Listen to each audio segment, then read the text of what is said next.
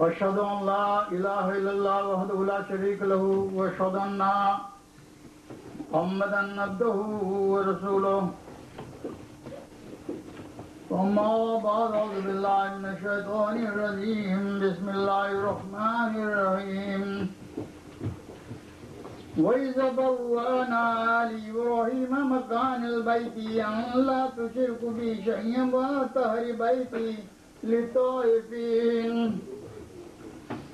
والقائمين والركع السجود وأذن في الناس بالحج يأتوك رجالا وعلى كل ضامر يأتين من كل فج عميق ليشهدوا منافع لهم واذكروا اسم الله في أيام معلومات على رزقهم من بهيمة الأنعام فكلوا منها وأطعموا البائس الفقير ثم ليقضوا وتنفسهم وليوفوا نذورهم وليطوفوا بالبيت العتيق.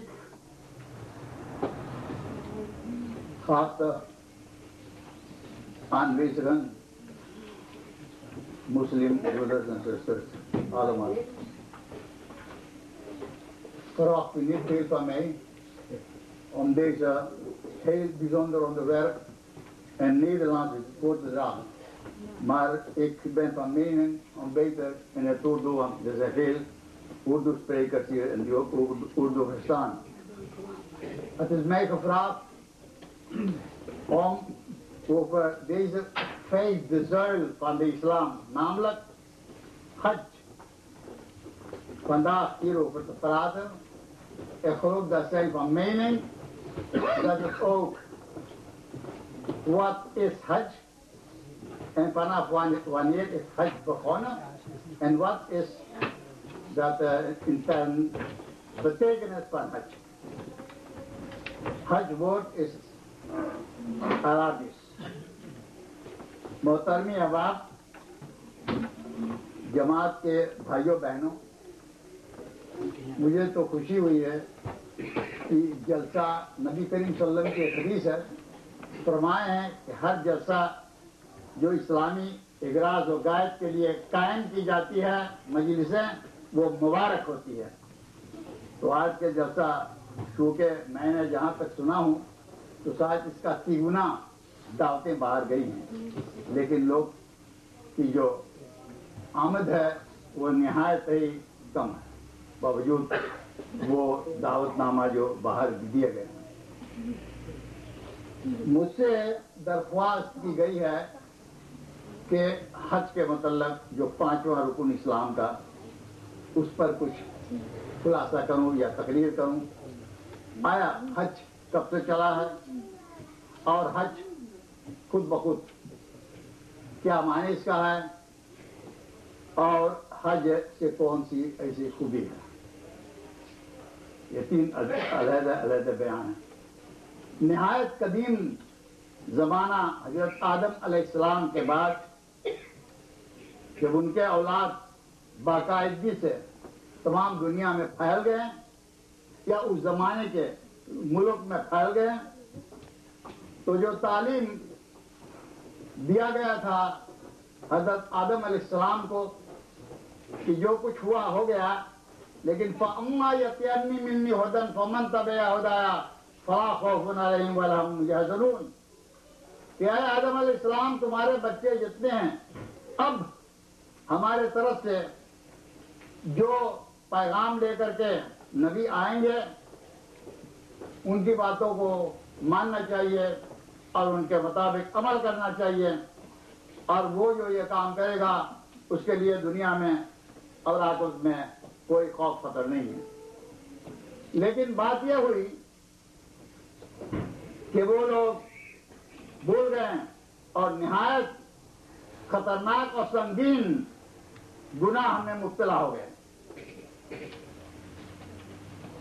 तो ये मामला यहाँ तक पहुंचा कि उनके खानदान में एक नबी पैदा हुआ था उस जमाने में जिसका नाम था नूह अलैहिस्सलाम। वो गारत गरी इतनी दूर तक पहुंची, बुराइयां کہ اللہ تعالیٰ یہ کہا کہ اے نوح علیہ السلام کشتی بنا اور سب کچھ بال بچوں کو لے کر کے جانوروں کو چلا جائے اس میں، ہم دنیا کو غارت کریں گے۔ یہ پہلا سنگین گناہوں کے وجہ تھا، اور دنیا کو 40 دن پانی برسا کر کے کہتے ہیں دنیا ایک دم پانی کے نیچے چلا گیا اور تمام دنیا ڈوب گیا پانی میں۔ پھر سے جب نوح علیہ السلام پانی نیچے گیا، اتر گیا اور نوح علیہ السلام پھر کشتی پر آئے تو اس زمانے سے پھر انسان کی سلسلہ شروع ہوا۔ اس زمانے سے لے کر حضرت ابراہیم علیہ السلام کے زمانہ تک وہ لوگ خدا کے عبادت کا سلسلہ قائم کیے ہیں۔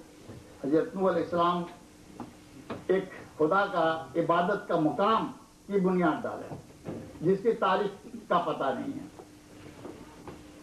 وہ بنیاد ڈالے۔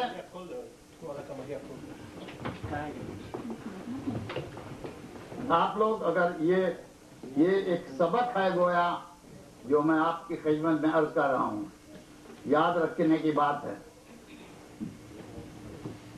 حضرت نوح علیہ السلام کے زمانے سے حضرت ابراہیم علیہ السلام کے زمانہ تک کوئی نہ کوئی حالت میں وہ لوگ کہیں نہ کہیں خدا کو یاد کرتے تھے، لیکن اس اور اس زمانے کے درمیان مسلسل نبیوں کی آمد ہوتی رہی اور کتابیں ان کو ملتی رہی کہ کس طرح سے چاہیے انسان کو زندگی بسر کرنا۔ یہ معاملہ جو ہے اس کا نام ان لوگوں نے رکھا ان دنوں میں کعبہ، کعبہ، یہ کاف عین بے اور ہے سے یہ لکھا جاتا ہے۔ یہ کعبہ کا مطلب ہے کہ ایک جہتی ایک جگہ ہونا، ایک جہتی پیدا کرنا، اور یہ حج جو ہے دراصل میں یہ اللہ کی توحید کو دنیا میں قائم کرنے کا مقام ہے اور اس کا معنی ہے توحید۔ تمام اسلام کی خوبیاں اس حج کے نام کے اندر آ جاتا ہے، حالانکہ حج کے مطلب ہوتا ہے اپنے گھر سے نکل کر کے اور سفر میں جانا، گویا مکہ یا معظمہ میں جانا، یہ نام حج کا ہے، یعنی اپنے گھر سے نکل کر کے اور وہ سفر کرنا۔ عربی زبان میں اس کو حج کہتے ہیں۔ اب اس کا تعلق اور اس کے معرفت میں یہ معاملہ ہوا کہ لوگ حج گھر سے نکل کر کے کہاں جاتے ہیں، کیا کرتے ہیں، تو یہ بنیاد جو پڑی رہی مسلسل طور پر نبیوں کے آمد کے ساتھ، تو حضرت ابراہیم علیہ السلام کا زمانہ جب آیا ہے تو وہ مقام گویا گھیرا ہوا، لوگ کچھ پتھروں سے گھیر کر کے رکھ دیے تھے، اسی کے کس طرح پوجا کرتے تھے، کیا کرتے تھے، اس زمانے کے تاریخ میں مختلف بیانات آئی ہیں۔ لیکن حضرت ابراہیم علیہ السلام کے زمانے جب پہنچا ہے اور جب وہ کچھ بڑا ہوا تو وہ اپنے والدین کے ساتھ، اپنے والد اور لوگوں کے ساتھ وہ جایا کرتے تھے، وہ بھی اس گھر میں، اس مکان میں، گویا وہ کچھ نہیں تھا، چھت وغیرہ وہ اینٹوں سے گھیرا ہوا تھا۔ جایا کرتے تو کیا دیکھتے ہیں کہ اس میں بہت سے بت کھڑے ہیں۔ بت کہتے ہیں پتھر کے بنائے ہوئے مورت، انسانی مورت یا کوئی نہ کوئی مورت۔ تو ان بتوں کو یہ دیکھ کر کے ان کے والد صاحب اور لوگ وہاں پوجا کرتے تھے، اور وہ پوجا جب کرتے تھے ان بتوں کو تو اس سے مانگتے تھے، اس سے گریہ گزاری کرتے تھے اور کیا نہ کیا۔ لیکن حضرت ابراہیم علیہ السلام جو 12، 13، 14 سال کا عمر کی ہوگی اس زمانے میں، ان کے دیکھنے میں یہ باتیں ٹھیک نہیں تھی۔ وہ دیکھا کہ یہ تو بہت غلط ہے، کیونکہ جو بات جس سے کرتے ہیں وہ نہ ہلتا ہے، نہ ڈولتا ہے، نہ وہ کچھ بولتا ہے، نہ کچھ وہ کر سکتا ہے۔ وہ اپنے والدین گھر میں بہت سی شکایتیں کی کہ یہ باتیں ٹھیک نہیں ہیں، ایسا نہیں کرنا، لیکن والد صاحب چونکہ وہ رسم رواج کے اندر میں وہ بھی یعنی غلط تھے، تو وہ بیچارہ مجبور تھا کہ وہ ان کو کچھ بتایا، کہے بیٹا چپ رہو، لیکن یہ چپ نہیں رکھتا۔ ایک مرتبہ اگر ذکر ہوا کہ وہ ایک لاٹھی لے کر کے اور جو بڑا سب بت کو توڑا